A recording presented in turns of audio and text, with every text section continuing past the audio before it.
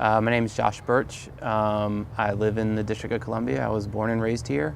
And I love the city for the people and the places, but we are treated differently than other places in America. And a few years ago, I finally got sick and tired of sitting on my couch and doing nothing and got active in the statehood movement. Back in 2011, the federal government was about to shut down, and I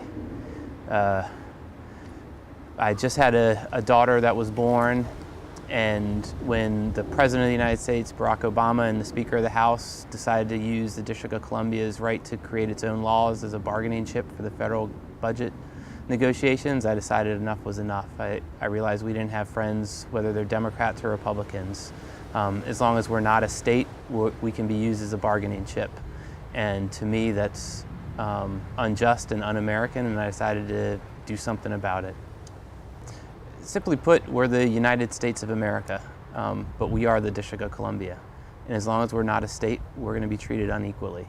And over the last 20 years, there have been multiple avenues that have been addressed to try to figure out how to make us more equal, whether it was budget autonomy or legislative autonomy, but none of those would make us equal. They would make us, they would give us better status, but not full and equal status. And statehood is what makes us full and equal citizens in the United States of America. Budget autonomy would give the District of Columbia complete control over its budget. Right now, Congress can meddle with our budget if they want to, and that's, no state has to go through that. So we want to be free of that. But statehood gets us budget autonomy. Statehood gets us legislative autonomy. Statehood gets us full and equal representation in the House and the Senate. We pay over $24 billion in taxes every single year, more than 21 states in the Union. So the taxation without representation is our current status, but I think what we want to be clear about is that we're not anti-tax. We understand that government is good. We understand that it paves our roads and it feeds the hungry. So there is an inherent goodness about government. So we are not an anti-government movement. We are a movement that wants equality, and that's it. So when we rail against taxation without representation, the way Samuel Adams did, the way our founders did. But what we're looking for is full and equal representation. We want the tail end of that. We want the representation.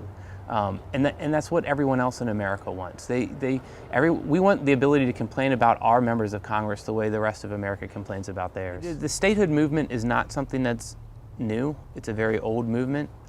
Even back in 1803, there were members of the House of Representatives that were on the House floor and gave speeches saying that the founders of the first Congresses made a grave mistake in disenfranchising the residents of what was the newly formed capital. And so they were at that time saying, what do we do about it? And there was a discussion about whether we should go back to Maryland or whether to go back to Virginia, the separate parts. But that conversation was ended, at least in the halls of Congress, but it doesn't mean the conversation ended in the streets of the District of Columbia. It's something that people have long been fighting for. In the 60s and 70s, there was a great civil rights movement in the country and really swept across the South, and it was for African Americans, but also for women. And those equality movements, the statehood movement sort of got reinvigorated by it. So, you know, some of the people who worked in the civil rights movement in the South moved to the District of Columbia.